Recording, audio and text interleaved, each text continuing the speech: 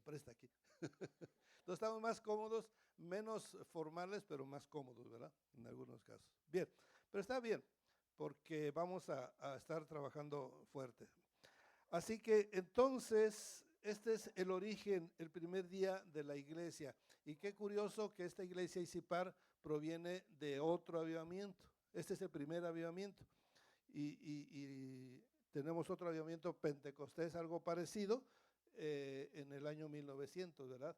Bueno, este primer avivamiento, porque le voy a hablar de otros conceptos adicionales a la historia. Yo tengo aquí el escrito que tienen ustedes y nos vamos a basar en él, en parte, porque estoy haciendo un resumen. Aquí están todos los detalles. Aquí están casi que una, por lo menos mención, si no biografía, una mención de cada uno de los personajes. Hay muchas cosas que están aquí escritos que no, obviamente, no vamos a poder ver, ¿sí? Así que solamente casi que voy con algunos títulos, porque meternos en cada uno de los puntos es muy tardado. O sea, me meto a un solo capítulo y ahí nos llevamos todo el tiempo. Así que yo voy a hacerlo de una manera un tanto superficial. Voy a dar un planteamiento general para que entendamos lo que es la historia de la iglesia, sí, pero ya en detalle la clase no va a terminar aquí, la clase va a seguir en su casa. ¿Por qué? Porque van a tener que estudiar bien todo este. Y además, otra cosa, que también yo tengo otro texto en videos que se los voy a pasar al rato para que ustedes lo puedan bajar, y entonces van a tener dos elementos. Entonces, mucho estudio, lo que van a tener en su casa. Aquí solamente vamos a hacer un recuento, un panorama, darles la idea de cómo está formada la historia. Y la historia, el evangelio ha llegado hasta nuestros días por medio de 7 avivamientos. Y ese es el primero. Entonces, lo voy a poner un círculo que representa al mundo. Y en un punto, vamos a decir como casi en el centro, por aquí, vamos a poner aquí está, Jerusalén, año 33. Y este es el primer avivamiento, el que nos dice en Hechos 2:14, cuando el apóstol Pedro, después del Pentecostés, que le están diciendo que si están borrachos y etcétera. Ustedes ya han leído la escritura, que esa es otra cosa que vamos a hacer. Asumo que ustedes conocen la escritura, así que de vez en cuando pues vamos a leer algún texto, pero mayormente ustedes ya lo conocen y saben a qué me estoy refiriendo. De todos modos, aquí está el texto, Hechos 2:14-21, es cuando sale Pedro y les habla y les expone, ¿verdad? Es el primer discurso, y ese discurso provoca que 3,000, 5,000 personas y las que surjan después se conviertan y la iglesia empieza a crecer. A eso se le llama el primer avivamiento. Después de este avivamiento, la iglesia empieza a esparcirse. Bueno, aquí se los puse también en gráfica, porque lo iba a dibujar allá, pero este está diferente.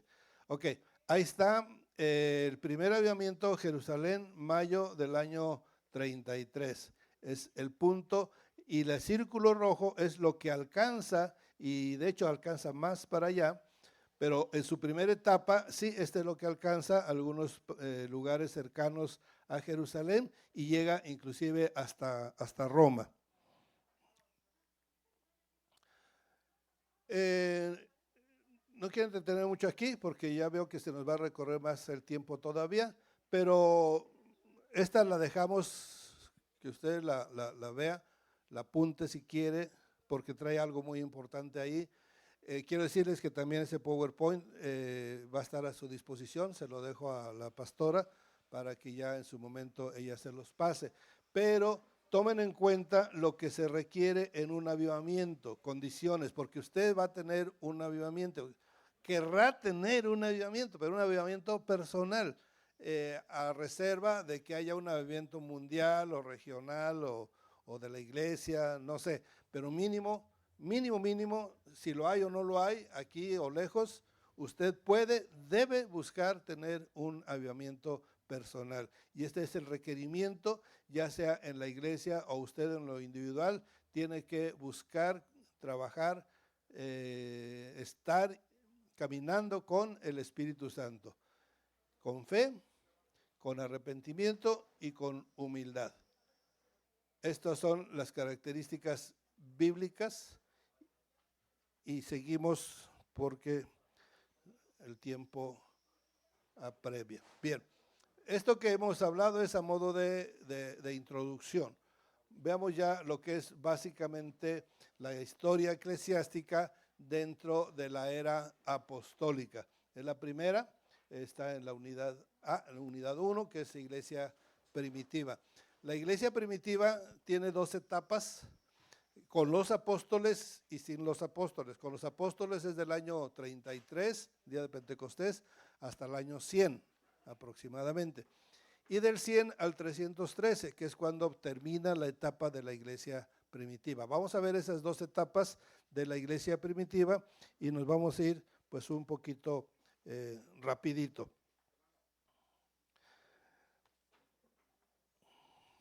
Todos somos hermanos, ¿verdad? Dice, hermano.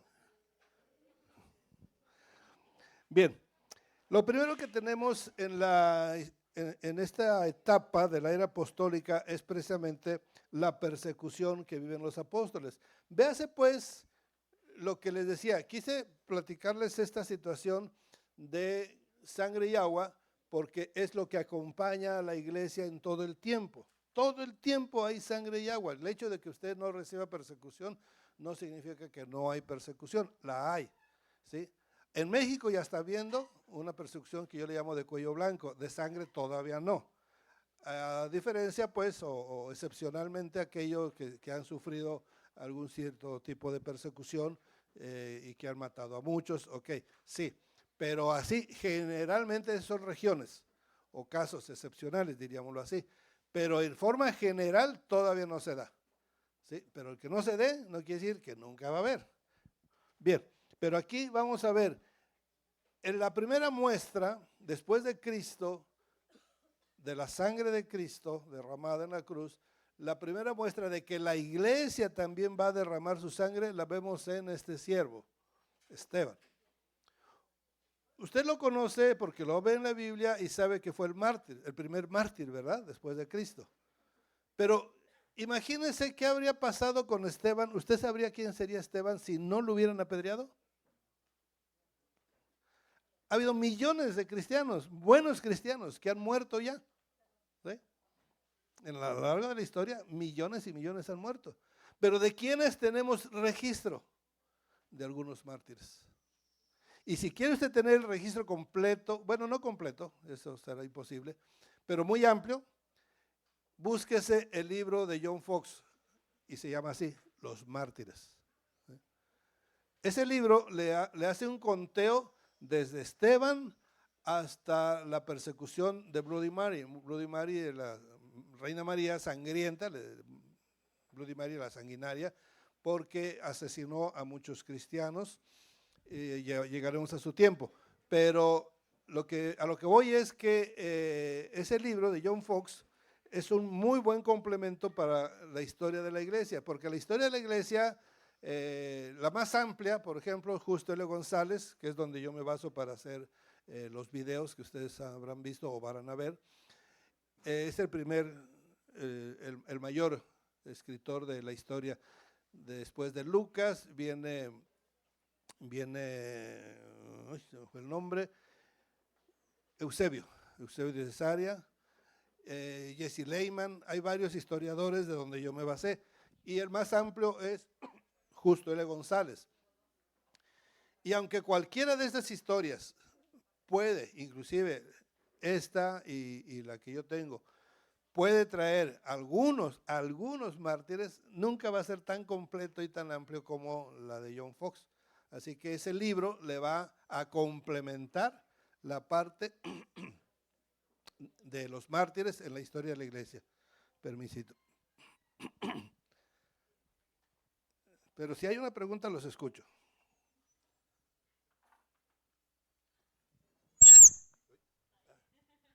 No, ya me encontré. Ando buscando mi agua.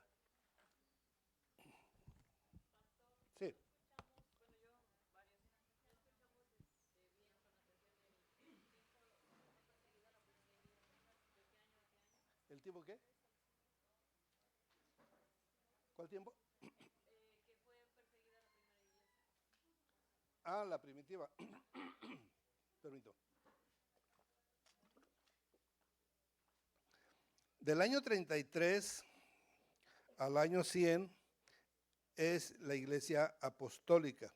Dentro de la primitiva la dividimos en el periodo de los apóstoles, que es del 33 al 100. 100 es el tiempo del último de ellos, que es el apóstol Juan. Del 100 al 313 es el tiempo de los mártires, es el tiempo de los padres de la iglesia, pero sigue siendo iglesia primitiva, solo que ya no están los apóstoles. Entonces son las dos etapas, del 100, del 33 al 100 y del 100 al 313. Era esa, ¿verdad? Ok, entonces decíamos, si usted ve ese libro, a mí me impactó mucho. Cuando yo empecé a leer, estaba leyendo en mis primeros años en la iglesia ese libro, me impresionaba así como los sacrificios que habían hecho los cristianos y algo muy fuerte para mí, mi infancia, diríamoslo así. Y yo vi algo ahí que me llamó la atención, que no tenía citas bíblicas. Y a mí me acababan de enseñar en la iglesia donde nací, que cuando leyéramos un libro que no fuera la Biblia, un libro de X autor, tenía que traer citas bíblicas para que nosotros pudiéramos confirmar que ese autor estaba escribiendo conforme a la palabra. Esa era la enseñanza. Y yo no había recapacitado que ese libro de John Fox no traía citas bíblicas, hasta que me doy cuenta y me asusto porque va contra la ortodoxia, ¿sí?, de que debe traer citas bíblicas, y veo que no trae. Digo, ¿y por qué no trae citas bíblicas? Y empiezo a buscar, ya iba más de la mitad del libro. Y caí en cuenta de algo, de que ese varón, John Fox, ya no estaba enseñando Biblia, ¿sí?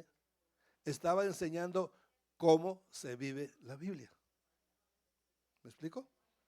O sea, todo ese cuerpo de cristianos que estaban muriendo, siendo torturados, etcétera, en el relato de este varón, ¿sí?, ya no necesitaban enseñar o que les enseñaran Biblia o enseñarnos Biblia. Ahora nos estaban enseñando el testimonio, ¿sí?, cómo se vive la Biblia.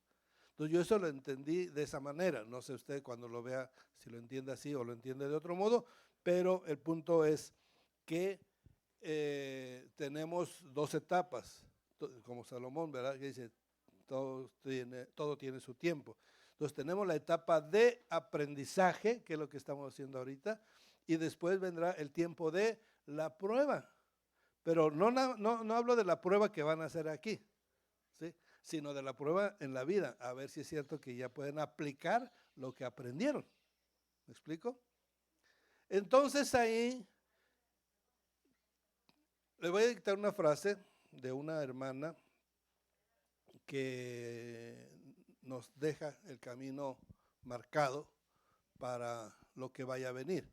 Esta frase se la dio su mamá a esta joven, tenía 15 años en ese momento, ya partió con el Señor a los 95 años, o sea, 80 años vivió con ese principio. Una mujercita que fundó 500 iglesias, a los 20 años fundó su primera iglesia. Partió hace como 3, 4 años con 505 iglesias en todo el país. Se llamó Graciela Esparza. Entonces, la hermana Graciela me platicaba que cuando porque ella predicaba el evangelio desde los 13 años, ahí en la Merced. Y entonces llevaba experiencias terribles, porque pues gente que casi que hasta la quería jitomatear, ¿verdad? Pues una niña predicando el evangelio en una sociedad totalmente católica, en un ambiente totalmente católico, donde todos los puestos por ahí usted verá imágenes, si no de la Virgen, de la Santa Muerte o lo que sea, pero son muy idólatras. Entonces imagínese una niña predicando el evangelio ahí. Entonces un día que le va mal a la muchachita, y que su maestro inclusive también la quiere reprobar. Entonces, como que la presión le estaba haciendo muy pesada a esta niña de 15 años. Entonces va con su mamá y le explica, y ya llorando, ¿verdad?, lo que le está pasando. Y la mujer, muy sabia, le dice, y apúntenlo si gustan, aprende a sufrir para defender tu fe. Entonces, fueron pocas palabras la lección materna, pero esas palabras le sembraron a ella esa forma de vida que iba a tener que vivir en lo sucesivo, porque ella quería seguir. Y si quería seguir, pues iba a seguir sufriendo. Entonces, pero sufrir con un propósito, defendiendo tu fe. Y eso, ninguno de un buen cristiano está exento. Un cristiano tibio puede estar exento, porque es cristiano cuando le conviene, y cuando no le conviene, yo nomás pasaba por aquí, ¿verdad? Pero un cristiano fiel tiene que aprender a sufrir para defender su fe. Bien.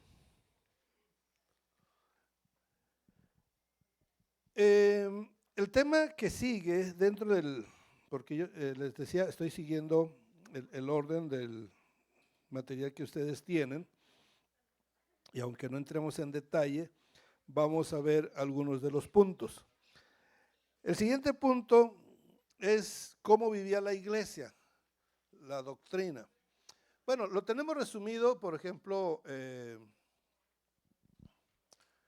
pues en Hechos, ahí está toda la doctrina, capítulo 4, pero vamos a ver ya en la práctica, por eso les decía hace un momento, que más que aprenderse los versículos, porque un testigo de Jehová, con el debido respeto, se sabe la Biblia muchas veces mejor que nosotros, ¿verdad? Pero una cosa es saberla y otra cosa es vivirla, ¿sí? Entonces yo quiero instarle a ello, a que aprenda a vivir la Biblia. Entonces, aquí ya el resumen de lo que habían aprendido en la Escritura, lo vemos en la práctica. Primero, era un privilegio morir por Cristo. ¿Sí? O sea, que la amenaza de que si no te arrepientes de haberte ido con los cristianos, si no renuncias a ese tu Cristo, si no le quemas incienso al emperador, te voy a matar. ¿Qué peso podía tener esa amenaza para un verdadero cristiano? Uy, pues aquí estoy, Señor, qué privilegio morir por ti. Dale, ¿sí? Te estás tardando. O sea, a nuestra mentalidad, ¿podemos entender esto? Nos cuesta, ¿verdad? O sea, porque en nuestra naturaleza lo primero que queremos hacer es ¿qué? Seguir vivos. De hecho, Dios puso el instinto de conservación en nosotros. Puso ese instinto de cuidarnos, de salir corriendo, lo que fuera. Y eso hacían, trataban de protegerse, se escondían, huían, pero no cobardemente, ni lloriqueando. Cuando ya los atrapaban y enfrentaban la disyuntiva de volverse al paganismo o seguir en Cristo, orgullosamente, satisfactoriamente decían, pues yo sigo a Cristo. Y es un privilegio morir por Cristo. Por tanto, no pedían clemencia, no lloriqueaban, hacían lo posible por evitar ser apresados, pero no huían cobardemente. Su valor iba en proporción con su fe. ¿De dónde había nacido su fe? Uno, de que habían recibido la palabra, la habían creído, se habían arrepentido, se habían bautizado, es decir, habían hecho voto de fe, de seguir a Cristo. Por tanto, vivían sin temor, con la confianza de que Cristo está con ellos o va a ir por ellos. Por eso dijo Pablo, si vivimos, para el Señor vivimos, y si morimos, para el Señor morimos. ¿Qué estaban haciendo aquí los cristianos de la primera iglesia? Vivir la palabra, vivir lo que dice Pablo. O sea, nosotros lo recitamos eso, ¿verdad? Pero, ¿somos capaces de vivirlo? Esta es una clase, diríamoslo así, aplicada, ¿sí? No es nada más teoría, no son datos, porque muchas veces renuncian a la clase de la historia porque piensan que solo son datos, pero no, aquí vamos a ver la vivencia de esta historia. Entonces aquí se refleja claramente esa posición, ¿sí? Era un privilegio morir por Cristo y Pablo ya había dicho antes, y ellos lo habían entendido, que si vivimos vamos a estar sirviéndole. Y si morimos, pues gloria a Dios, ya nos vamos con Él, ¿verdad? Y esa debe ser nuestra mentalidad. No sé, por decir alguien paga renta en su casa, bueno, pues y si morimos, pues ya mañana no pagamos renta, así que tranquilos, no hay pierde. ¿Y qué vamos a ganar? Una residencia eterna, ¿sí? Entonces, fíjense que realmente, aún como cristianos, tenemos muy arraigado el hecho de no morir. Quisiéramos vivir muchos años, ¿verdad? Una vez después del terremoto estaba en una clase con pastores y decía una pastora, no, dices que yo sí me aterro. Digo, hermana, entonces ¿dónde está su fe? ¿Sí? O sea, si se aterra, pero es que me puede aplastar, pues si que la aplasten como cucaracha, su espíritu se va al cielo y ya, tranquila, ¿sí? Mejor, ¿sí? A que quede mocho, que quede algo, de una vez con el Señor. Bueno, entraban, fíjese esto, entraban al martirio cantando himnos. Había un gozo sobrenatural en los momentos de más dolor, como que los acompañaba el Espíritu Santo en su momento más difícil. Tal vez me salga y tal vez se amplíe un poco esto y tenga que recortar después en otros lados, pero es que para mí es muy imprescindible que ustedes entiendan, no nada más, repito, los datos, sino la vivencia. O sea, en teoría decimos que el Espíritu Santo está con nosotros, ¿verdad? Pero ¿sabemos lo que es que el Espíritu Santo esté con nosotros? ¿Lo hemos confirmado, hemos comprobado? La mayoría no, y me incluyo, porque todos pasamos por etapas, a veces acá, y a veces quizá dudemos de algo, a veces lo ignoramos, pero rápidamente les digo, una vez una pareja perdió a una hija, se la secuestra una quinceañera, se la secuestra una pandilla de maleantes, en moto se la llevan y rápido van con la policía rápido se moviliza a buscar la pandilla. Y mientras ellos están con esa angustia, nomás quiero que piense tantito, sobre todo si es padre de familia o hermano de una joven así, si piensan que qué están haciendo en ese momento esos pandilleros con su hija de 15 años. Están en esa angustia. Y de pronto, testifica el varón, los dos cristianos, a los dos les pasó, pero el varón es el que testifica, dice que de pronto un calorcito empieza a entrar en su cabeza y va bajando. Y conforme va bajando eso calientito y alumbrado, una luz intensa, siente gozo. ¿Y cómo es eso? Si está en un momento de tribulación por su hija. No sé si lo han vivido o puedan imaginárselo, pues, cómo es que pueda estar viviendo una persona esa situación de que su hija está en esa situación y él está sintiendo gozo. Algo muy contradictorio. Y ese caliente va bajando hasta el fondo, hasta el piso, hasta los pies. Y ya que terminó de pasar los pies, sintiéndose así, con ese gozo eufórico, dice que entra el policía, el jefe de policía, el comandante, y entra con la cabeza así como que no quiere ni verlos. Entonces el varón le dice, ya sé, ya encontraron a mi hija, ¿verdad? Y está muerta, ¿verdad? Y aquel dijo, sí.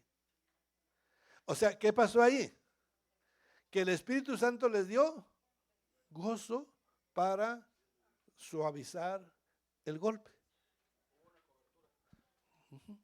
Y eso, algo parecido, o sea, fue cuando yo entendí en esa experiencia ajena, pero la oí de primera persona, es cuando entendí esto, este punto último.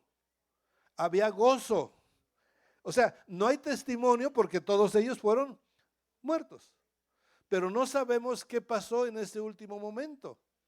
Lo que sabemos, porque lo relatan, un relator de Nerón escribe esto que estoy diciendo, porque dice que Nerón dijo, y estos, como diciendo, no recuerdo las palabras textuales, pero dice, como diciendo, ¿y estos locos que no saben a lo que vienen? ¿Por qué entran cantando? ¿Sí? O sea, se extraña de que sabiendo que vienen a una muerte terrible, entren cantando. Y luego, ya que los despedazan las fieras, dice el relator que dijo Nerón, dice, y hasta parece que se están riendo, que comentó. Entonces, tanto le intrigó que pidió que su guardia bajara a la arena para ver los cadáveres de cerca. Y dice el relator, no es que se estuvieran riendo, pero se les veía una cara de gozo. O sea, eso es inexplicable para el mundo.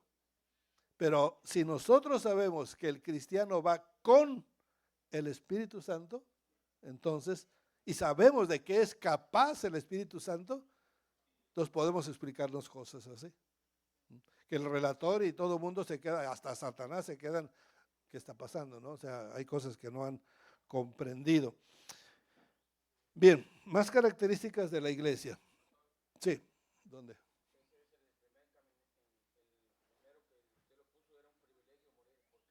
¿Y qué puso? Ah, sí, sí, por la satisfacción que tenían. Pero yo lo que, sí, tiene razón ahí, y lo que quisiera agregar también es eso, ¿no? Que ese gozo te lo está dando el Espíritu Santo. Mire, ya pasamos por ahí, pero déjeme repasar. ¿Qué es la gran comisión? Comisión. No es una misión. Una misión es cuando usted le dice, ve, ve, ve. ¿Sí? O sea, tú solo. Pero si te está diciendo ve con alguien más. ¿Sí? ¿Y quién es ese alguien más? El Espíritu Santo. O sea, el trabajo de la iglesia no es solo del creyente, es también del Espíritu Santo. Van juntos ambos. Por eso es gran comisión, porque vamos a ir con alguien más, vamos a ir con el Espíritu Santo. Mire, ¿quién acerca a la iglesia a los que han de ser salvos? ¿No los evangelistas, no los cristianos? No lo dice, ¿verdad? ¿Qué dice? El Espíritu Santo traía a la iglesia a los que han de ser salvos. ¿Qué significa eso? Que usted haga lo que haga, así haga campañas evangelísticas y esto y lo otro y aquello, ¿sí? Si lo está haciendo con el Espíritu Santo, usted siembra la palabra, la semilla. Pero el que va a traer a las almas es el Espíritu Santo. Así usted brinque, patalee y haga circo, maroma y teatro, usted no va a traer a nadie, sino es con el Espíritu Santo. O sea, si usted ha traído gente a la iglesia, seguramente es porque el Espíritu Santo está con usted ayudándole. ¿Me explico? Entonces, tome eso en cuenta. Así sea un simple tratadito. Este señor argentino, Carlos Anacondia, él testifica que una mujer le sacó una mano, mostró en una ventana en el autobús, él venía viajando por Rosario, Argentina, y en ese tiempo en que los camiones tenían ventanas, entonces que una mujer de edad, por la mano arrugadita, le dio un tratado. Fue todo lo que ella vio de ella, un tratadito que en una manita ya arrugadita, le dio el tratado, lo tomó, seguía viajando, pues usted sabe que lo que más pasa en el autobús es tiempo de ocio, ¿verdad? Entonces se puso a leer, lo releyó, ese tratadito, y en base a ese tratadito el hombre se convirtió. Y después de esa conversión a millones de personas les ha predicado. ¿Dónde nació todo eso? En un tratadito de una manita de una ancianita, ¿sí? ¿Quién hizo el resto de labor? El Espíritu Santo. Así que cualquier labor que usted haga, ore con el Señor y Él le va a completar la obra e iníciela. Pero bien, seguimos. Entonces, características de los primeros cristianos. Caminaban, he aquí, con el Espíritu Santo. Si usted se ha alejado del Espíritu Santo, primer consejo, vuelva a su primer amor, porque en su primer amor Él estaba con usted, si no se dio cuenta.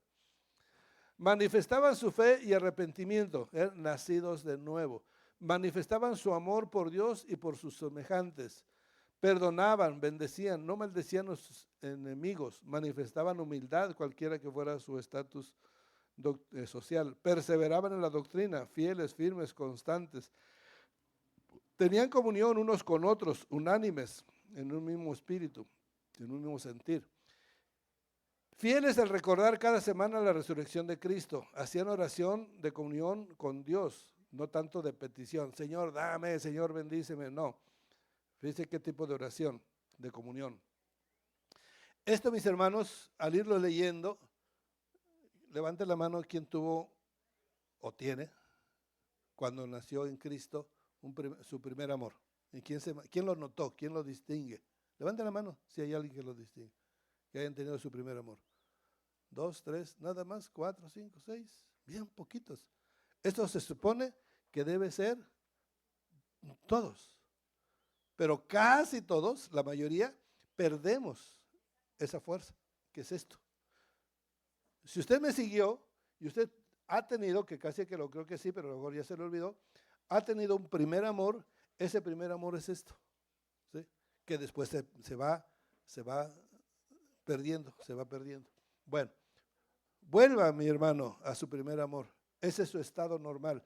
Lo demás es apostasía, tibieza, ¿sí?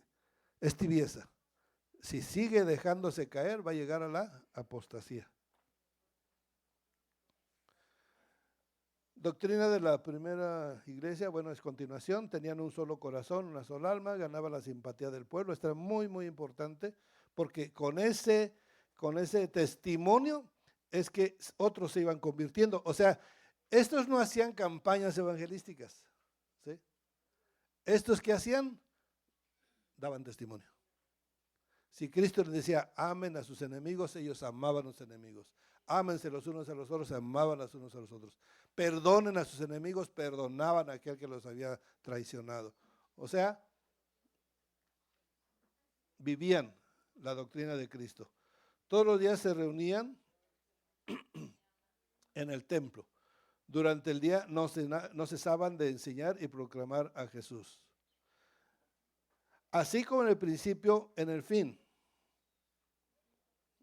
Digo en el principio, porque así sucedió y así va a suceder ahora cuando sea en el fin. Y ellos le han vencido por la sangre del Cordero y de la palabra del testimonio de ellos, y menospreciaron sus vidas hasta la muerte. Está hablando aquí de los santos en Apocalipsis, o sea, una etapa que todavía falta para llegar, pero que ya hemos de tener nosotros ese ejemplo, porque lo vamos a tener, el mandato, o lo tenemos para el futuro, y lo tuvo la iglesia en el principio. ¿Quiere decir que usted es diferente? No, que usted tiene que vivir esta etapa, ser fieles hasta la muerte. Bien, la primera iglesia antes del año 100 no estaba la Biblia completa, no estaba Apocalipsis, no estaban las cartas de Juan, había varias cosas que faltaban todavía hasta que ya después del año 100 se empezó a compilar todo. Entonces hay un documento, ahorita que veamos Padres de la Iglesia, se escribe en el año 70 la Didache. La Didache es un resumen de toda la doctrina, y pero aplicada. Esta es ya aplicada por la primera iglesia, y esto que estoy presentando aquí es un libro de doctrina, pero aquí es solo el texto. O sea, tomé todos los textos de Cristo, del antiguo, de los 4 evangelios, perdón, las letras que están en rojo, y las metí aquí, agrupadas como 260 preceptos, o sea, mandamientos, instrucciones, enseñanzas de Jesucristo. Esto, mis amados, es un obsequio para ustedes. Nada más que necesitaría un teléfono con WhatsApp para ponérselos ahí. Es una extensión de la clase, se puede decir, aunque, repito, es Biblia, es Nuevo Testamento, ¿sí? Pero que les puede servir de resumen. Y si quieren, también está la Didache. También esa es una compilación. La Didache es como, la Iglesia Católica le llama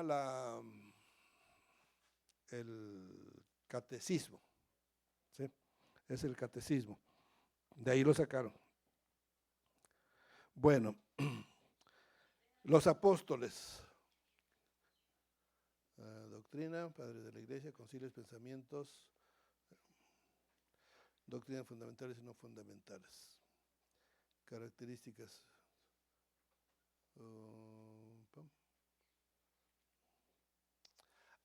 Es de lo mismo que estaba hablando, más que aquí lo detallé. ¿Cómo andamos en tiempo? ¿Cómo se sienten, hermanos? Porque llevamos 40 minutos. Están todavía como fresquecitos, ¿verdad? Ok. Entonces vámonos aquí paso a paso para seguir el lineamiento del libro. 1, trabajaban junto con el Espíritu Santo, porque ha aparecido ejemplos bíblicos, ¿verdad? Ha aparecido bien al Espíritu Santo y a nosotros. O sea, es la muestra de que trabajaban conjuntamente con el Espíritu Santo. Tenían fe, arrepentidos y creer en el Evangelio, Marcos. Tenían amor, amémonos unos a otros porque el amor es de Dios. Todo aquel que ama es nacido de Dios y conoce a Dios. Tenían amor, continuación, es el mismo llamado, está en la esencia del cristiano en práctica, dar, perdonar, obedecer. Y si hay que sufrir por Cristo, pues sufrir. Y el amor causa gozo, paz y todo lo anterior, hacerlo con alegría de corazón, con paciencia, con bondad, con fe. Esto, mis hermanos, Gálatas, es una prueba, una confirmación para saber si realmente tenemos ya el fruto del Espíritu. Como cristianos hemos de tener ese fruto, porque nos lo da. Cristo cuando nos recibe, nos equipa con algo que vamos a llamarle la lámpara. Todos tenemos lámpara, ¿sí? La lámpara con aceite, nos la da con un kit cargado de aceite, como una impresora, nos la venden con su cartucho de tinta. Pero ¿qué pasa si la usamos y no la volvemos a cargar? Pues muy bonita la impresora, pero sin tinta no sirve de nada. Así nuestra lámpara que nos dio el Señor cuando le recibimos. Nos da una lámpara con aceite, estamos equipados para servir y lo usamos, pero no, después ya no buscamos su presencia. Buscar su presencia quiere decir volver a llenar nuestra lámpara, o sea, ir trayendo el aceite que se va gastando. ¿Me explico? Entonces, si usted no carga su aceite, con aceite su lámpara, va a pasarle lo que aquellas vírgenes imprudentes, ¿verdad? Que en la hora de la hora no tenían aceite. Entonces, esto es algo que tenemos que tener siempre en presencia. Perdonaban, y perdonando nuestras deudas, y perdonan nuestras deudas como también nosotros perdonamos a nuestros deudores. Vivir con humildad, en humillación. Si se humillara mi pueblo, esto es elemental para que haya un avivamiento, ya sea a nivel pueblo o a nivel individual, ¿sí? Humillarse. Si se humillara mi pueblo sobre el cual mi nombre es invocado y oraren y buscaren mi rostro y se convierten de sus malos caminos, entonces yo oiré desde los cielos y perdonaré sus pecados y sanaré su tierra. Nosotros necesitamos ser limpios, ser sanos para recibir un nuevo impulso, un nuevo avivamiento. Perseverar en la doctrina de los apóstoles y en la comunión unos con otros, en el partimiento del pan y en las oraciones. Tenían comunión unos con otros, perseverar en la doctrina, esa es la misma, son las mismas actitudes encomendadas, partimiento del pan y unánimes, estar todos unánimes. Y algo muy importante, niéguese a sí mismo. Entonces Jesús dijo a sus discípulos, si alguno quiere venir en pos de mí, este es un requisito muy poco seguido. Niéguese a sí mismo y tome su cruz y sígame. Y ahora para el hombre que toma su cruz debe abstenerse de toda impiedad y de todo deseo mundano, guardar mis mandamientos. O sea, ¿estamos viendo historia? Estamos viendo vivencia. ¿Sí? La historia hay que aplicarla, la historia hay que vivirla. Y estamos hablando de historia bíblica y historia de la iglesia. Milagros y señales. Todos estaban asombrados a causa de los muchos milagros y señales que Dios hacía por medio de los apóstoles.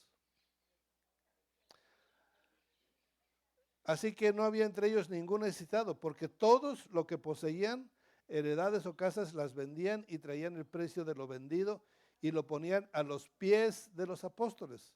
Y se repartía a cada uno según su necesidad. Hoy hay mucho falso apóstol, ¿sí? Que sí quieren que le lleve sus propiedades a sus pies, pero no lo reparten. Y si lo reparten, se quedan con la mayor parte. Bueno, el siguiente punto que tenemos aquí son los 12 apóstoles. que igualmente nos metemos en la vida de cada uno de ellos y se nos va todo el día. Pero aquí están los 12 nombres y si ustedes quieren ver ya un poquito más en detalle, aparte de que está escrito en su texto, ahí dice a dónde se fue cada uno de los apóstoles y cómo falleció. Y en resumen, pues lo tenemos aquí. Esto es un mural bíblico, todo esto es Biblia, esto es el Nuevo Testamento, un paréntesis para la iglesia, se cierra el paréntesis cuando termine el periodo de la iglesia y nada más quede por vivir el Apocalipsis. Entonces, la parte de arriba es pueblo de Dios, Israel, iglesia, el reino de Dios, los diferentes periodos, los diferentes libros de la Biblia, etcétera. Todo eso está ahí. Y esto es de la línea azul hacia abajo, son todos los países del mundo. Y hasta abajo es el reino de las tinieblas. ¿Sí? Lo pongo solamente para que tengamos un panorama de los tiempos de Dios. Estos son los tiempos antiguos y esos son los tiempos finales. Hoy obviamente estamos en los tiempos finales. Estamos aquí, en la línea verde. Estos son tiempos finales, pero ya el apóstol Pablo inclusive hablaba de los tiempos finales. Pero tiempos finales es muy largo, es hasta acá. Bien, al principio de los tiempos finales tenemos a los apóstoles y aquí está a dónde emigró cada uno de los apóstoles y cómo murió. Bueno, está muy resumido, en el mural virtual está un poco más amplio y obviamente en su texto está más amplio, pero esto es un bosquejo general de todo el tiempo de la iglesia desde su nacimiento, aquí el día de Pentecostés. Esto azul que vemos es la iglesia primitiva, después ya se continúa con la iglesia de remanente, le llamo yo, esta es la iglesia del remanente, hasta la Reforma y luego las iglesias reformadas. Aquí está Isipar y aquí están otras iglesias que representan la iglesia actual de Cristo. Y lo café es la iglesia católica, que también tiene parte, porque por ejemplo en el estudio que vamos a estar viendo está la Edad Media y se menciona a los papas que están en la Edad Media. Entonces aquí tenemos una combinación de iglesias, que le digo del remanente y de la iglesia católica. Bien, entonces nos brincamos ya en detalle dónde y cómo murió cada uno de los apóstoles.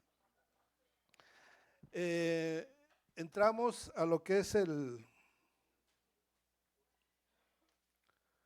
la persecución. Está en su libro las 3 persecuciones de los judíos contra los cristianos. La primera fue donde Esteban y después Pedro, ¿verdad?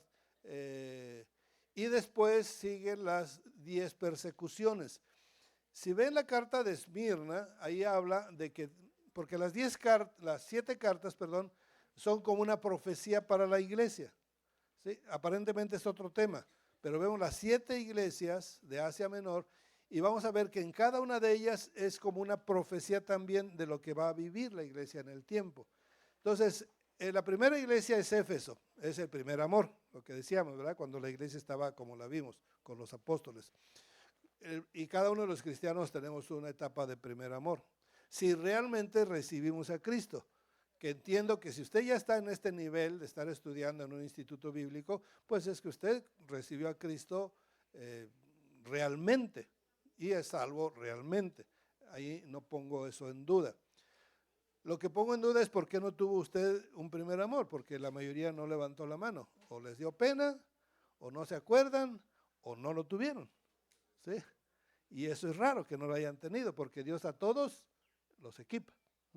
Entonces tal vez no se dio cuenta, pero hay que volverlo a intentar y volver a buscar nuevamente la presencia de Dios.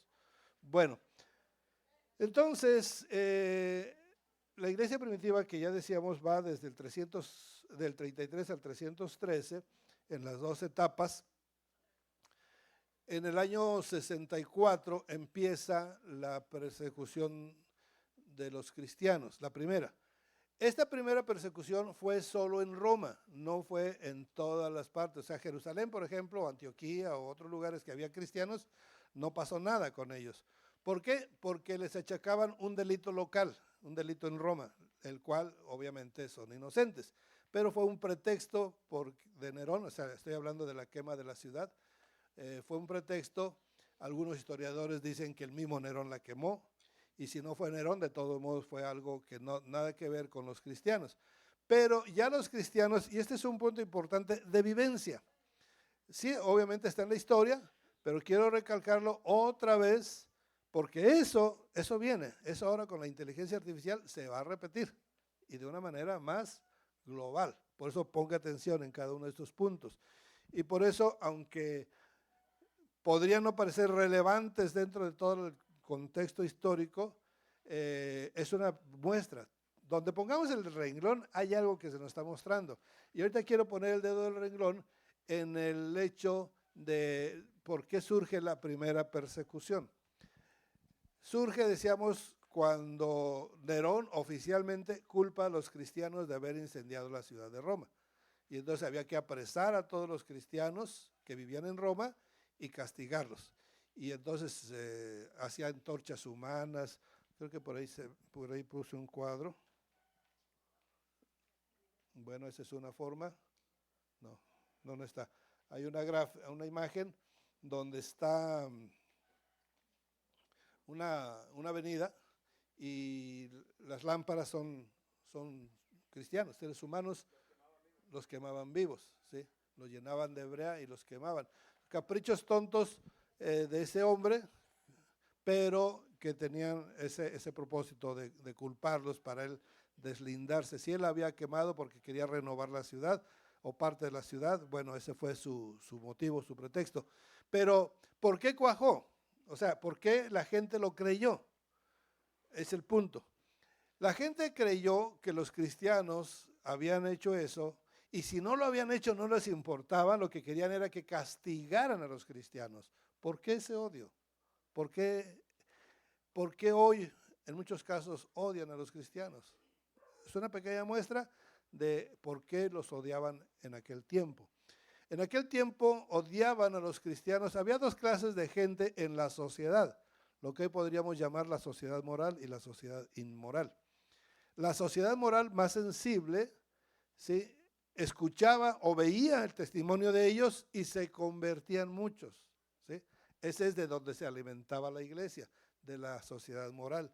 Pero la otra parte de la sociedad ya corrompida, ya mentalidad obscena, ellos odiaban a los cristianos. En lugar de admirarlos por su bondad, por su amor, los odiaban precisamente por eso, por su santidad, porque eran personas muy pecaminosas que al confrontárseles con la santidad de otros, los culpaban más, porque decían, mira, se puede ser bueno como ellos, pero tú eres muy malo.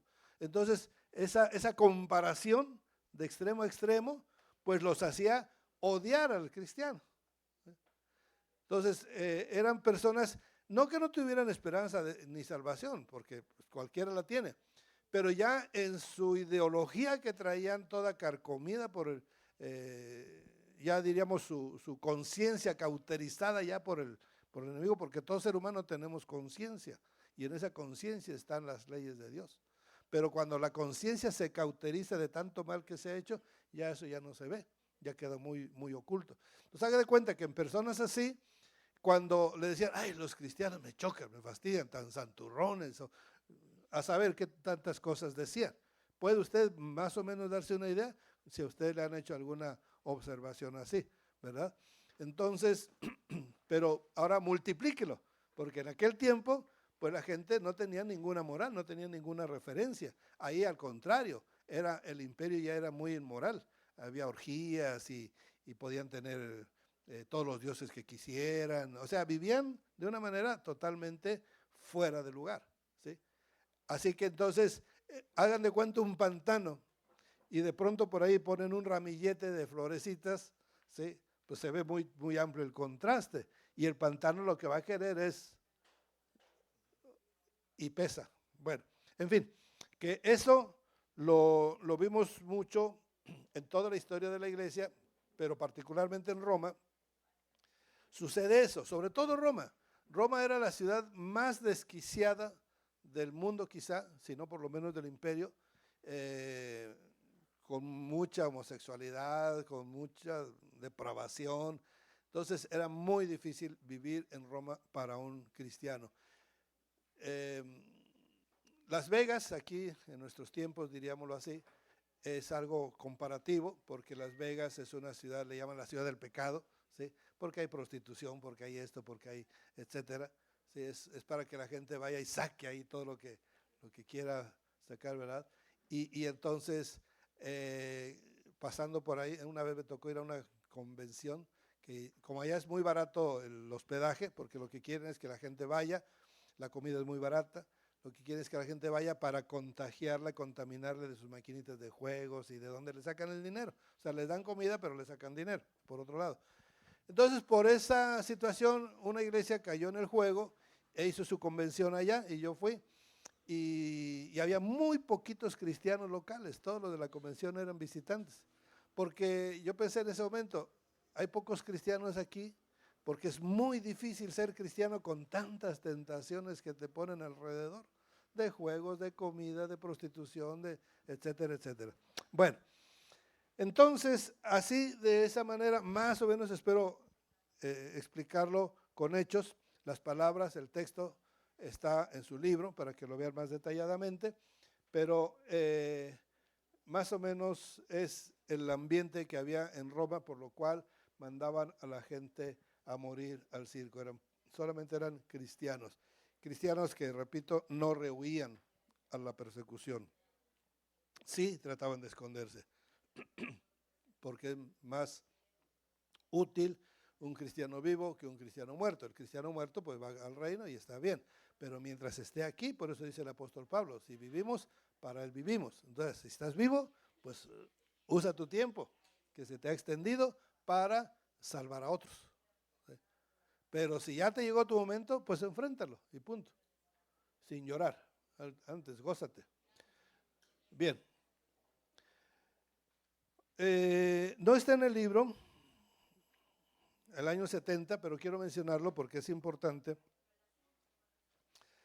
El año 70 es cuando oficialmente se termina el tiempo de la iglesia judía.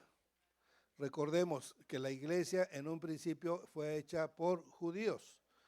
Cristo era judío, los 12 apóstoles eran judíos y los primeros discípulos eran judíos. Ya después del 38 por ahí empieza Pablo a predicar y empieza a traer a los gentiles. Y ya desde antes Pedro había recibido esa señal también. Se empiezan a abrir a los gentiles. Iba siendo mixta, diríamoslo así. Solamente ya hasta el año 70 se corta, porque hasta ahí los romanos inclusive consideraban a los cristianos como judíos. O sea, ellos metían en una sola canasta a cristianos y judíos. Ok, los cristianos son diferentes de los judíos, pero son judíos. O sea, son parte de los judíos porque era una iglesia que venía o una religión que venía de Judea. Entonces, para ellos eran judíos. Entonces, hasta ahí los habían mezclado a ambos. Pero cuando la rebelión que dio pie a que se destruyera el templo judío, ahí se vio que solo eran judíos los rebeldes. Los cristianos, ya el Espíritu Santo, fíjense desde dónde viene, o sea que siempre ha estado obrando el Espíritu Santo, ya para el tiempo de la rebelión no se habla de cristianos en Judea, ¿sí? Como que ya han sido sacados. Quizá por las mismas persecuciones, las tres, ¿se acuerdan que les mencioné? Hay tres persecuciones de judíos contra cristianos. Esas mismas persecuciones sirvieron para sacar a los cristianos de Jerusalén, sin saber ellos que después les iba a venir el juicio a los judíos, pero ya no estaban los cristianos. Ya la capital de los cristianos ya no era Jerusalén, ya era, yo vi que por ahí alguien sabe mucho, ¿se acuerdan? ¿Sabe qué voy a hacer? Como están muy callados, voy a tener que estimularlos. Por aquí traigo unos separadores. Nunca lo hago, hace unas 3 semanas lo hice en Guadalajara y se puso bonito el ambiente. Así que como están medios calmaditos, ¿Dónde están? Aquí.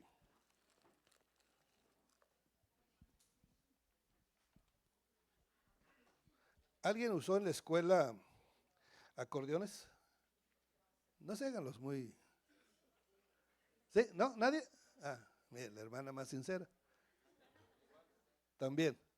Bueno, para que recuerden sus tiempos, les traje acordeones, pero cristianos.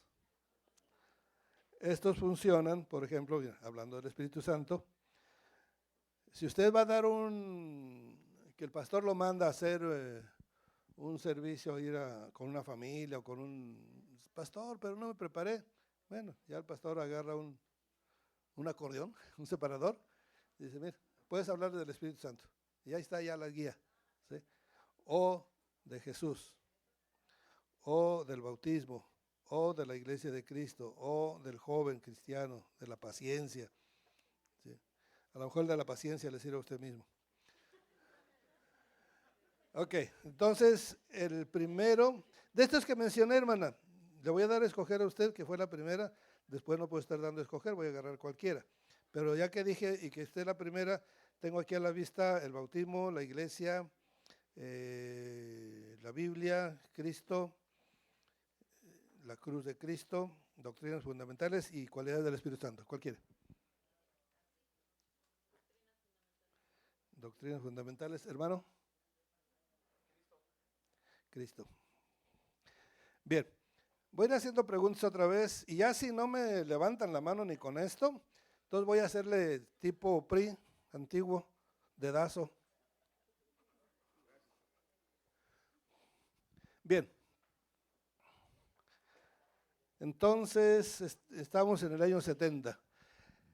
En el año 70 entonces ahí se termina ese periodo, ya los judíos salen a la diáspora, los cristianos nada que ver en Jerusalén, están en Antioquía, y de ahí a Pela, ¿verdad? Y de ahí a Antioquía, bueno, está eso, pero se la valgo, era Pela primero. Y de ahí se empieza a expandir la iglesia, es decir, tuvo que haber persecución para que la iglesia saliera a cumplir su comisión, su gran comisión, porque dijo, id, sí, a Jerusalén, pero también a toda Judea, hasta Samaria y hasta lo último de la tierra. Pero no habían salido de Jerusalén. Entonces, ¿cómo empezar a cumplir la gran comisión? Entonces, ¿qué tuvo que hacer el Señor? Permitir que los persiguiera. ¿Sí? Órale, sálganse, sálganse. Bien, a partir de ahí aparte se cumple una profecía, porque ahí el Señor Jesucristo había profetizado, Mateo 24, 1 y 2, ahí profetiza que ese templo será destruido, no quedará piedra sobre piedra. Bueno, pero es importante que lo tomemos como una referencia el año 70. ¿Hasta aquí algún comentario, alguna pregunta?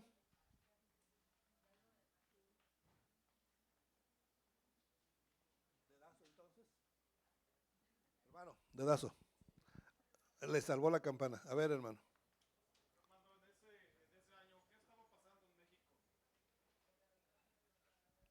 Vamos a verlo. En el año 70, bueno, tenemos un resumen aquí. En esta parte están los teotihuacanos construyendo Tenochtitlan. Esa ciudad de Tenochtitlan, no, corrijo, Teotihuacán, perdón, dije mal. Teotihuacanos, ¿sí? Están construyendo la pirámide del Sol, de la Luna, todo eso.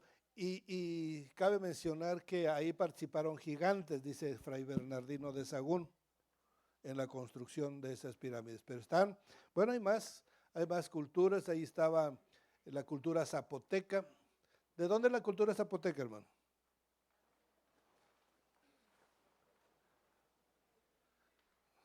La Venta Tabasco. ¿Para qué lado? Y Oaxaca hasta Monte Albán. Sí, toda esa zona. Bien. Bueno, vamos a continuar. Vamos a dejar el año 70 por ahí y pasemos a los padres de la iglesia. En un momento más tomamos un descanso. Mire, voy a hablar partes de los padres de la iglesia, de lo que no está escrito. En su libro está escrito los detalles que escribieron y todo esto.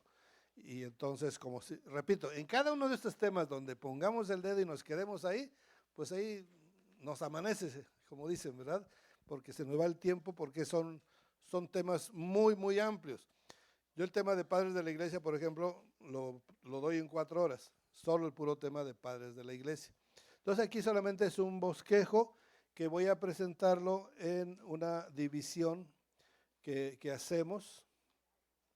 Bueno, es un texto acerca de la teología que enseñan los padres de la iglesia, ¿sí? Pero vamos a brincárnoslo y vámonos a basar en este cuadrito, solo para resumir todo el tiempo. ¿Alcanzan a ver todos? Acá no, ¿verdad? ¿Sí alcanzan? Bueno, este es el periodo de los 4 grupos de los padres de la iglesia. Entonces vemos desde Cristo y los apóstoles, la iglesia, es decir, los primeros 100 años, aunque hubo conflictos doctrinales, estaban los apóstoles. Y los apóstoles pues enderezaron la doctrina. Para eso es un apóstol, entre otras cosas, enderezar doctrina. Sin embargo, después de los apóstoles ya no hay apóstoles. Entonces, pero hay padres de la iglesia, que la iglesia católica les llamó así y así se quedó. No solamente no son católicos. No que porque la iglesia católica los haya bautizados como padres apostólicos, como los padres de la iglesia, quiere decir que son católicos. No, porque aquí la iglesia católica no existía todavía, aquí era la iglesia de Cristo. Entonces, pero sí podemos ver que dentro de los padres hay 4 grupos. El primer grupo son los discípulos de los apóstoles, discípulos de los discípulos, directos. Entonces, los apóstoles pues caminaron con Cristo, sin problema. Y los apostólicos caminaron con los que caminaron con Cristo. O sea, estos apostólicos, su requisito es que hayan sido discípulos de alguno de los apóstoles. Ese es el requisito para considerarlos padres de la iglesia en el periodo apostólico. Entonces aquí vemos algunos ejemplos que les digo, más información de ellos pues están acá en el libro. Entonces aquí está Papía, está Policarpo, está Ignacio. De ellos inclusive la Biblia los menciona. Aquí surge el credo de los apóstoles también. Bueno, después de los apostólicos, que no tenemos ningún problema con ellos, toda su enseñanza es totalmente cristocéntrica. Los apologistas, ellos más que hablar de la doctrina teológicamente hablando, era de defender la fe. O sea, apología significa defensa del evangelio, ¿verdad? Entonces, estos están defendiendo. ¿Ante quién defendían? Ante los griegos, ante los ¿cómo se llaman estos? Pues sabios griegos, en términos generales, que estaban en contra del cristianismo. Entonces ellos hablaban en favor del cristianismo, y tan así que llegaron inclusive a convencer a algunos de los emperadores. No están aquí los emperadores. No, Marco Aurelio, el anterior de Marco Aurelio, ¿cómo se llama este? Marco Aurelio fue un perseguidor, porque se le llaman, aquí están las 10 persecuciones, aquí están las 10 persecuciones que tienen el nombre del emperador que lo ordenó. Entonces el que dice el hermano Marco Aurelio, aquí está. Pero antes de Marco Aurelio, si alguien tiene sus apuntes ahí, por favor véanlo donde están los emperadores. ¿Quién es el emperador anterior a Marco Aurelio? Que es un contemporáneo de Arístides. Voy a citar ese como ejemplo. ¿Ya lo encontraron? Es que los nombres luego se me olvidan, y aquí fueron un montón de emperadores, no recuerdo ese nombre. ¿Cómo? Pío. Antonio Pío fue convencido por una carta apologista de Arístides. ¿Sí? Entonces, él, normalmente un apologista escribía o para todo el pueblo o para alguna persona, un emperador o un escritor. ¿Sí? Es mi apología para defender mi punto que tú estás atacando. Entonces, como al emperador, los emperadores generalmente estaban contra el cristianismo, entonces a este hombre, este siervo, se le ocurrió hacer una carta y mandársela al emperador. Y ese emperador con esa carta se convence de que el cristiano es inocente y no lo persigue. Sin embargo, viene después este señor Marco Aurelio y ahí sí viene ya la persecución, muy fuerte, por cierto. El mismo Marco Aurelio muere en esta pandemia, en la pandemia antonina. En su libro tampoco está nada acerca de las pandemias. Voy a citar un poco estas dos pandemias por el hecho de que acabamos de pasar una, para que veamos el ejemplo de cómo se vivió estas pandemias. Esta es la iglesia primitiva, tuvo dos grandes pandemias, pero estamos hablando ahorita de los títulos, ahorita volvemos a lo demás. Después de los apologistas que están en defensa del evangelio, surgen los polemistas. Ahí es donde empiezan los problemas, porque muchos de esos polemistas son personas que vienen de la cultura griega o de la cultura romana, ¿sí? Donde son gentes muy ilustradas, ciertamente. Entonces mezclan su conocimiento pagano con ahora su nueva fe. Entonces, aunque procuren ser gente santa, su vida, ¿sí? ¿Cómo le llaman? Su background, o sea, lo que hay detrás de ellos, pues, está muy influenciada por el mundo griego. Entonces, su enseñanza va a estar influenciada por el mundo griego, por la filosofía griega. Principalmente, ya más descaradamente, en el tiempo de los teólogos científicos. En el tiempo de los teólogos científicos ya estamos hablando de más libertad doctrinal. Hasta aquí, hasta el año 313, que es cuando empieza la iglesia imperial y termina la primitiva, hasta aquí se basan únicamente en la fe que ha sido enseñada por Jesucristo y los apóstoles. Pero a partir de aquí se mezclan con el imperio.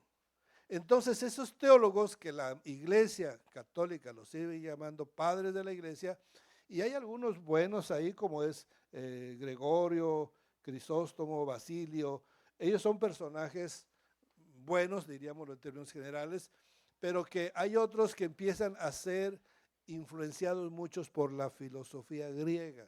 Eso es lo que muy poco se habla en la historia de estos personajes, principalmente de este último grupo, de los teólogos científicos, porque ya no está el filtro de la santidad, ya no está el filtro de la iglesia primitiva, ya aquí se ha ido haciendo, ahorita vamos a entrar más en ello, pero ya se ha ido haciendo más tibia la iglesia, ¿sí?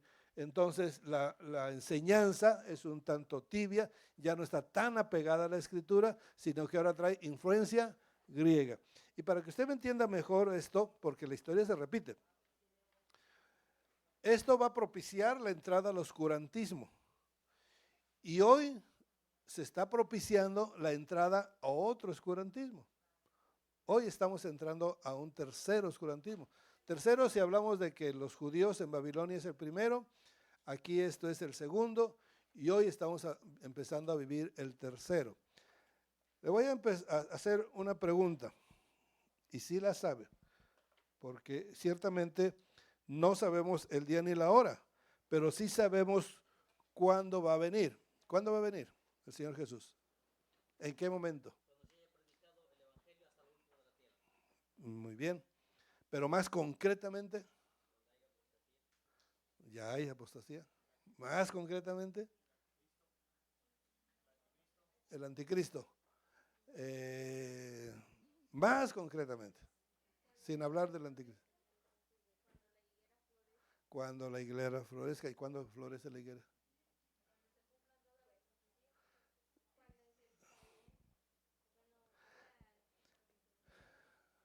la voy a encerrar hacia el punto que quiero llegar, porque no está mal lo que están diciendo, pero el punto que quiero llegar es otro punto más exacto, hermano.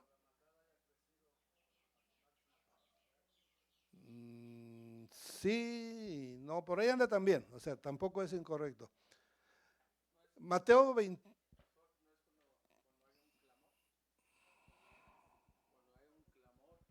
¿A qué horas es eso? No necesariamente a las 12 de la noche, pero ciertamente. Porque no está hablando de reloj.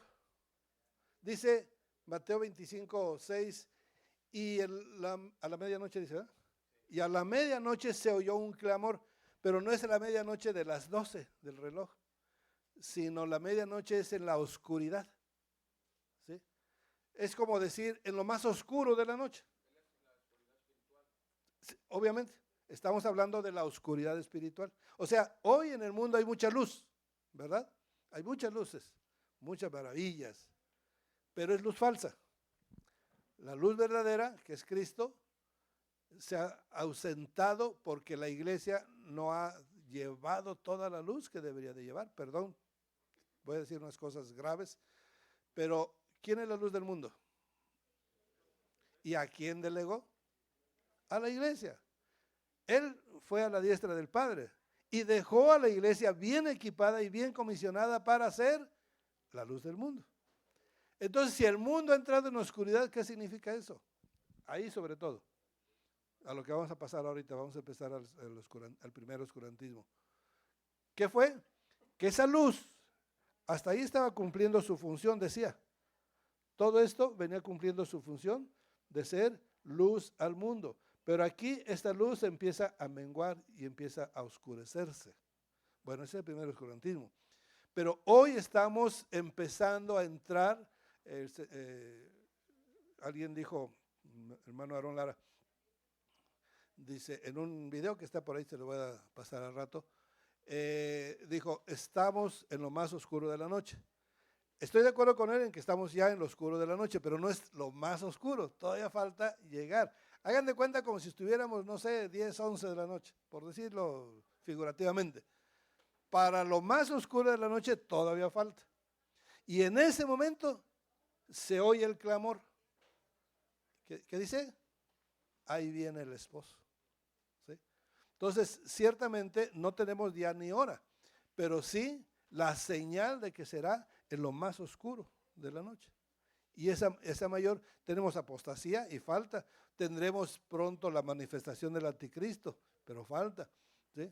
Y tendremos lo más oscuro de la noche, pero falta, porque estamos sí empezando, pero todavía no es lo más oscuro. Bueno, entonces, a lo que voy es que esta situación vino a traer oscuridad. Entonces, hoy tenemos oscuridad en el mundo también. Y hoy tenemos autores, maestros de la iglesia, que ocupan este lugar, porque esos son, hagan de cuenta que son los maestros de la iglesia, ¿sí? Pero hoy tenemos maestros de la iglesia que no se le llama padres de la iglesia. Y tenemos uno de esos maestros, y voy a citar su nombre, para darles el ejemplo de lo que pasó aquí. Rick Warren, ¿sí lo conocen? Tenemos un libro que ha sido de los más vendidos en el mundo, después de la Biblia, el de Una vida con propósito. Entonces uno lo juzga un buen libro, como estos juzgaron que es buen libro lo que ellos están enseñando. Yo mismo llegué a comprar cajas de ese libro, allá por el año 2000 más o menos, creo, por ahí 2000, 2003, no me acuerdo ya bien el año, pero era por ahí. Y ese libro, yo de momento lo vi bueno y lo repartí.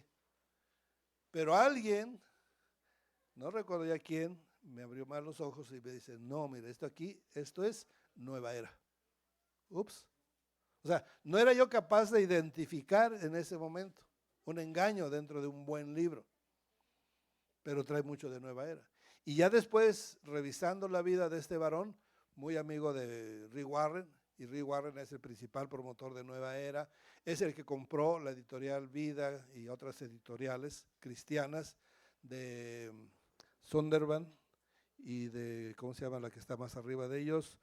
Harper Collins, y HarperCollins es una subsidiaria de New Corporation y el dueño, el accionista, el ideólogo es Robert, ¿cómo le dije? Murdoch, Robert Murdoch, y Robert Murdoch y Rick Warren son uña y carne, ¿sí? Entonces, todo eso se puede saber si se investiga un poquito, pero así por encimita yo me fui con la finta de que era un buen libro y resulta que aunque es un buen libro, trae mucha ideología de nueva era. Bueno, es un ejemplo, por eso dije el nombre, pero hay otros más. Así como ese libro, esa obra maestra de Rick Warren influyó tanto en la iglesia, así las obras de estos influyeron mucho en la iglesia. Y entonces la iglesia se fue entibiando, fue bajando la guardia. Al tiempo, o sea, Satanás ataca por varias partes, varios frentes. Había estado atacando por el lado de las persecuciones. O sea, trataba de destruir a la iglesia por medio de la persecución. A ver, ustedes sí se la saben. ¿Quién se inventó la frase, si no puedes con el enemigo, únete a él? ¿No? Yo tampoco. Y quería ver si alguien se la sabía. Si no puedes con el enemigo, únete a él. Porque sospecho que Satanás fue el que se la inventó. Porque cuando no pudo contra la iglesia, ¿qué hizo? Se unió a la iglesia. ¿Sí? Se metió a la iglesia. Y ahí tenemos esa influencia en ideas. Y tenemos la influencia en el emperador, en los emperadores. Vamos a tocar ahorita al primer emperador, que está en entredicho si se hizo cristiano o no se hizo cristiano, real. De que se hizo oficial, sí, pero si fue real, y finalmente no importa si fue real o no, porque lo que importa son los hechos que se dieron ahí. Bien, entonces, sí, mi hermano.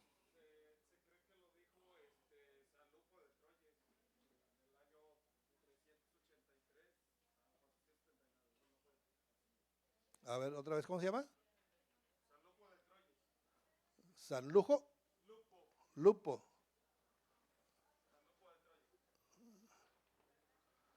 No lo conozco, la verdad, y no lo sabía, pero si ya lo investigaste, pues te la valgo.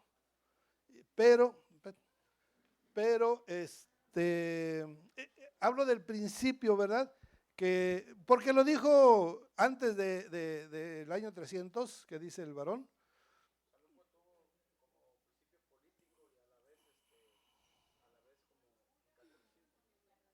Uh-huh. Sí, no lo tengo yo en mi historial este varón. Pero aún antes de él estuvo Julio César, que algunos se lo aplican a Julio César, algunos se lo aplican a Nicolás de Machiavello, ¿sí? A Napoleón. Sí, pudo haber aparecido en cualquiera de ellos, inclusive en Lupo. Pero más atrás de Julio César, ¿quién está? Pues Satanás, ¿verdad? Bueno, vamos a repasar algo más de aquí que pudiera ser de interés antes de salirnos de este cuadro. Les explico nada más lo paralelo en la iglesia primitiva.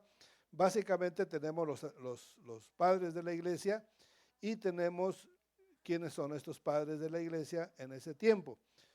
Pero también tenemos las 10 persecuciones, o 9 ya, bueno, sí, 10 porque esta fue antes del 100, 10.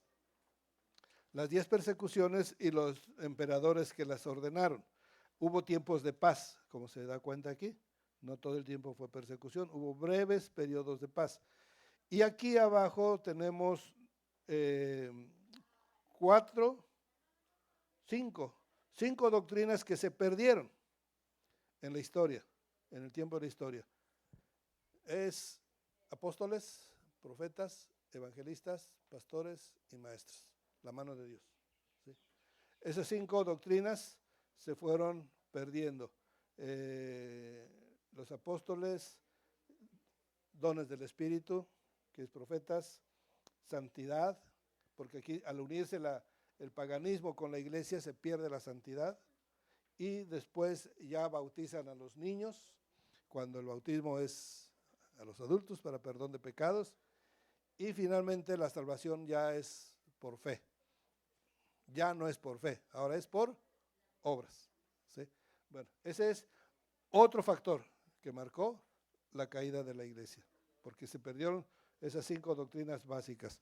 Aparte, paralelamente, tenemos estas doctrinas de error, gnosticismo, que hasta hoy perdura, ebionismo, que es el equivalente de los judaizantes. ¿Cómo se le llaman los judaizantes? Mesiánicos, ¿sí? Mesiánicos, marcionismos, ese sí ya no se mueve, montanismo todavía un poco, filosofías están, arrianismo está. Casi todo esto está todavía hoy, no ha desaparecido. ¿Por qué? Porque Satanás no ha desaparecido. ¿Sí? El Dios, sí.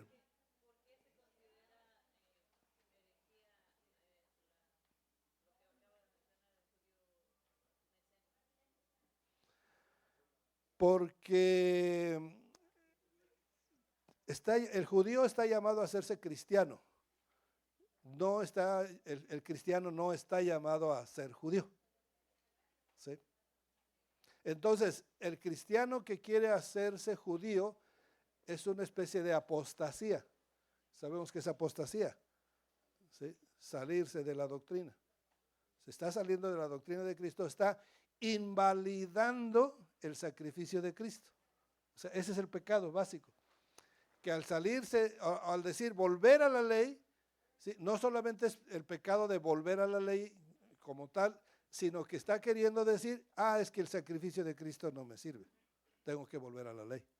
Eso es herejía, es apostasía. Sí, hermano. Bueno, a grandes rasgos, ese es el cuadro. Continuamos.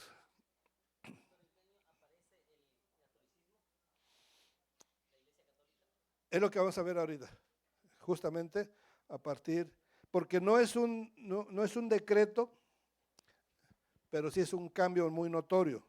Ok, padre de la iglesia, emperadores romanos. Emperadores romanos igual, ahí tienen su lista de cada uno de los emperadores. Ahorita aquí citamos nada más los que están iniciando alguna persecución. Algunos que están juntos, la ha iniciado y la continúa. Después vienen los píos y hay pausa, aquí no hay persecución. Luego viene Marco Aurelio, vuelve a ver, muere Marco Aurelio. Aquí han dado, es que esto no lo mencioné, esto es muy importante. Aquí estos cristianos, quizá por eso pararon las persecuciones también, porque estos cristianos manifestaron en tiempo de pandemia un amor tremendo, ¿sí? Muy diferente de, no sé si traigo por ahí, tengo un cuadro donde está un soldado romano, porque esta pandemia viene por medio de los soldados. Los soldados la trajeron de alguna parte de África, del norte de África. La cosa es que por medio del ejército se extendió la pandemia a todo el imperio. Y fue una cosa tremenda.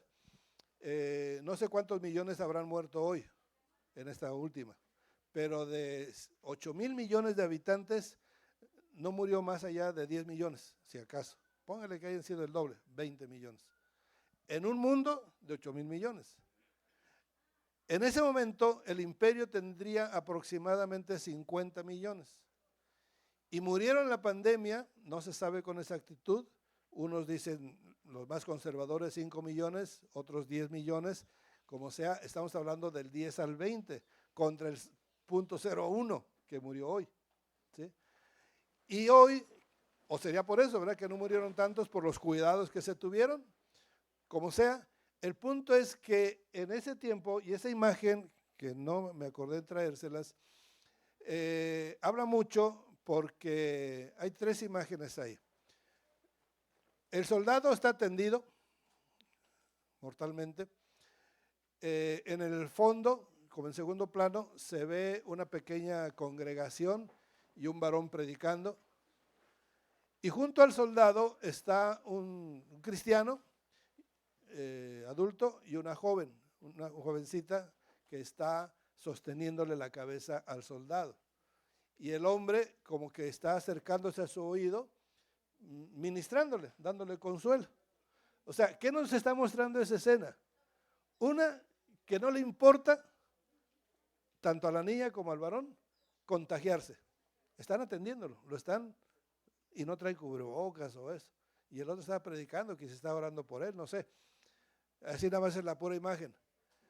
Pero a lo que voy es que ya viendo los textos de ese tiempo, los cristianos se dedicaban a socorrer a los enfermos. O sea, ese cuadro es así, simbólico. ¿Sí? Se dedican a atender y a socorrer a los enfermos, sean cristianos o sean paganos.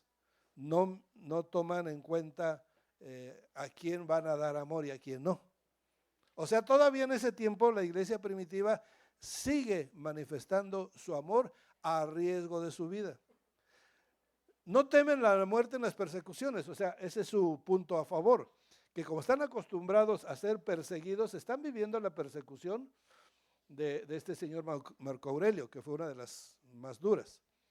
Están viviendo en medio de esa persecución y con ello salen a socorrer a los heridos.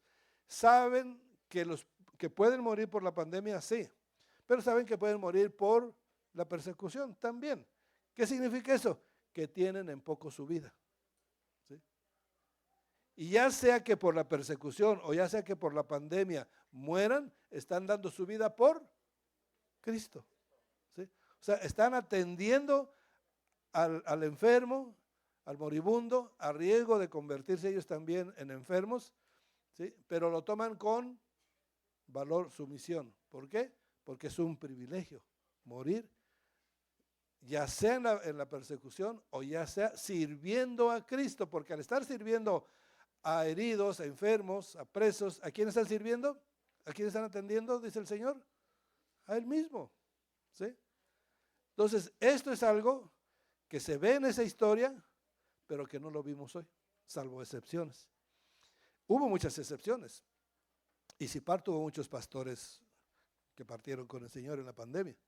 Chiapas tuvo más de 700 de todas. Ahí en Toluca tuvimos varios también. Y lo que alcancé a observar es que los que murieron de Toluca, algunos que los conocía, unos 6, 7, eran gente consagrada al servicio. El primero que falleció fue un varón que tiene 3 casas de jóvenes que recogen de la calle, se los ayudan pues a salir de las drogas, los atienden. 2 de hombres y 1 de mujeres que atiende a su esposa. Y él, pues atendiéndolos, pues ¿qué podía hacer? Ni modo de irse a obedecer al gobierno, enciérrate en tu casa y no salgas si no es estrictamente necesario, y con cubrebocas y a 1,5 metros y etcétera. Si ese varón se pone a observar esas reglas, a saber qué es lo que hubiera pasado con sus jóvenes, ¿sí? Que tanto trabajo le había costado estarlos trayendo. Entonces él salía, iba y los atendía como normal, ¿sí? Y bueno, llegó un momento, se contagió. Entonces hice por ahí un blog que decía ¿por qué mueren los pastores? Y no es que porque lo que algunos decían, ¿verdad? Es que han de estar en pecado. Entonces ahí con esos números, con esos traté de demostrar por qué estaban muriendo muchos pastores. Porque están en la línea de batalla, igual que un médico, ¿sí? En cambio, ya más adelante en la de 1348, que es la más grande que ha habido en toda la historia de la humanidad, ahí los sacerdotes se escondieron, literal, ¿sí? No hay relatos en ese tiempo de iglesia primitiva, no encontré. Sí había iglesia primitiva en las montañas, en otras partes, había varios grupos, pero no encontré testimonios de la pandemia de ellos, pero sí de los católicos donde tenían que esconder, porque su argumento es que si se mueren los sacerdotes, ¿quién va a atender a la grey? Se va a desaparecer la iglesia, entonces la iglesia no puede desaparecer, así que los pastores hay que guardarlos, y se apartaron. Martín Lutero, ya en la pandemia de 1527, perdón, sí, 10 años después de la Reforma, ya era un personaje, entonces ya lo consultaban como autoridad. Y le preguntan muchos por carta, ¿qué tenemos que hacer como cristianos en la pandemia? Parece que me estoy saliendo del tema, ¿verdad? Pero es historia, finalmente. Entonces, les dice, me salgo del guión porque eso no está en el guión, pero está en la historia. Entonces Martín Lutero contesta y se me hace un tanto así equilibrada la respuesta, donde dice, si tú tienes un padre anciano que depende de ti, ¿sí? Guárdate, escóndete, vete, porque preguntaban que si se iban o se quedaban, ¿verdad? A enfrentar la pandemia. Si tú tienes familia que depende de ti, llévatelos. Si tú eres pastor, quédate, ¿sí? Si eres un joven sin responsabilidades todavía, quédate y atiende esa responsabilidad. O sea, los separa. A uno le dice, pueden irse porque tienen una responsabilidad primaria, pero a los que no, o a los que su responsabilidad es el pastorado, quédense y afronten las consecuencias. Son algo compartido. Bueno, literatura eclesiástica, lo último. También ya vamos a culminar aquí, vamos a hacer un receso. Sí, mi hermano. ¿En cuál? La pandemia, la de Europa de 1348. En números no sé, pero se habla que fue la tercera parte de la población. No recuerdo si lo dice, no sé, Europa, que tuviera 30 millones, ¿sí? La tercera parte. Pero fueron muchos más, porque de hecho quedó casi que despoblado eso.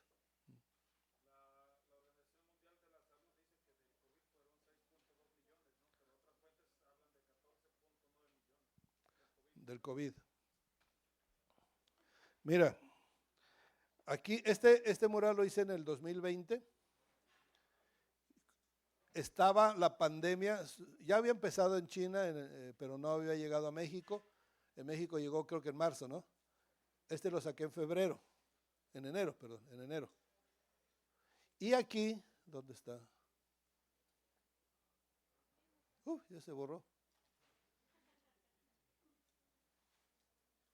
Caramba, ¿de veras? No lo veo. Sí, aquí está. Es que esperaba ver el virus, pero no. Es un mapa donde, sí, aquí está el virus del lado izquierdo, que sale en el 20, y saqué una nota poniéndola hacia el 30, hacia el 2030, donde me fui con una nota, mal hecho de mi parte, dije yo, una nota donde Bill Gates pronostica, según con sus computadoras, que esta pandemia va a dejar 30 millones de muertos. Entonces, cuando iban 8 millones, yo casi me golpeó la cabeza porque digo, ¿por qué le hice caso a ese señor Bill Gates? Si apenas ya van 2 años y apenas van 8 millones. Así, en términos generales. Ya los datos que nos presenta el hermano son más detallados de ello. Sin embargo, esto es muy variable. Él presentó, por ejemplo, 2 números, pero es muy variable porque unos países, por dárselas de muy buenos para controlar la pandemia, no, dicen, nosotros apenas tenemos 300 muertos, cuando llevan 300,000 o X, ¿sí? ¿Por qué? Porque por su orgullo no quieren manifestar la verdad. Y otros al revés, inflan los números. Aquí en México se dijo que ya el que entraba y se moría por algo, decía se murió por virus, ¿sí? O sea, no hay una exactitud, porque unos dijeron una cosa a favor y otros dijeron otra en contra y ninguna de las dos son verdades. Entonces, ¿en qué se basa uno? A puro cálculo. Vamos a decir, por eso decía hace un momento, vamos a decir que se hubiesen muerto oficialmente 10 millones, oficialmente, redondeando, sin ninguna base, solamente estoy redondeando. Así que cuando estaba en 8, dije, no, pues para 30 está muy lejos, y me sentí mal por haber puesto eso tan tempranamente. Sin embargo, después escuchando a gente no oficial, no de la Organización Mundial de la Salud, hablaban de que realmente los muertos eran 3 veces más, o sea, era el triple de lo que se reconocía. Si en ese tiempo se reconocían, cuando estaba viendo esos datos, se reconocían 8 millones y es el triple, quiere decir que van 24. Quiere decir que ese señor, entonces, no estaba tan equivocado. Y si llegamos a 10 millones finalmente, así, en números redondos, y es el triple, ahí están los 30 millones de Bill Gates. ¿Sí? Entonces ya me dejó de doler la cabeza. Digo, allá ellos, total, ¿yo qué? Pero son puros, ahí sí que son solo datos y usted interprételos. Bien, pues vamos a tomar un receso. Literatura clásica, eclesiástica, perdón, del siglo I. Ahí pueden ver ejemplos. Yo solamente les mostré uno que se los voy a pasar. ¿Dónde está? Ay, se perdió. Ups, bueno, pero ya se los mostré. El de, ¿cómo se llama ese? Doctrina. Didaqué. Didaqué es doctrina, es enseñanza, la enseñanza de Jesucristo. Ese manual lo retomé, lo volví a hacer, porque el original se perdió cuando precisamente la iglesia entró al imperio. Ese era el manual del cristiano nuevo, ¿sí? De los, bueno, se les dice párvulos, pero ellos se les llamaba, bueno, los nuevos. Y catecúmenos era la palabra. Entonces, era el manual de los catecúmenos, este librito.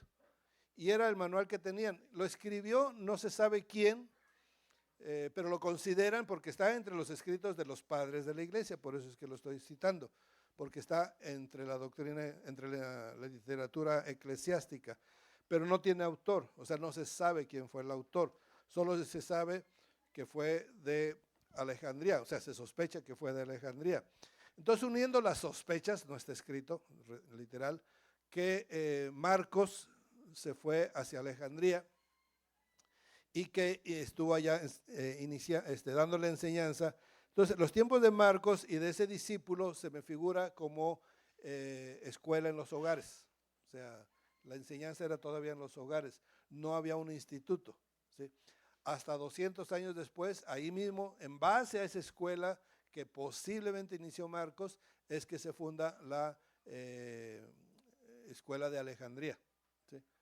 Bueno, de esa escuela, pero cuando estaba así primitiva, o sea, que se reunían en casas, viene ese escrito, ¿sí? Que muy probablemente fue entonces un discípulo de Marcos el que escribió esto, pero no tenemos su nombre, finalmente no importa, pero ese era el libro de texto, diríamos, ¿sí?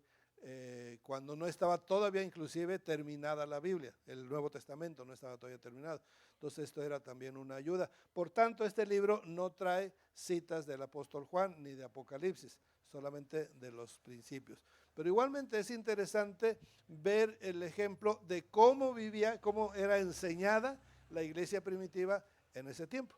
Así que si les interesa el libro, pues yo les agradecería nada más su teléfono, los doy de alta y les mando ese. Si quieren los dos, le puedo mandar, no me cuesta nada mandarles los dos. Yo estos, cuando los vendíamos impresos, los daba en 200 pesos. Ahorita ya no los imprimo, ya nomás los tengo en PDF. Entonces, pero como un regalo de su cumpleaños, se los mando. Bueno, vamos a tomarnos unos 10 minutitos de receso y seguimos ya con la iglesia perseguida y la iglesia imperial, ya con Constantino. 10 minutos nada más.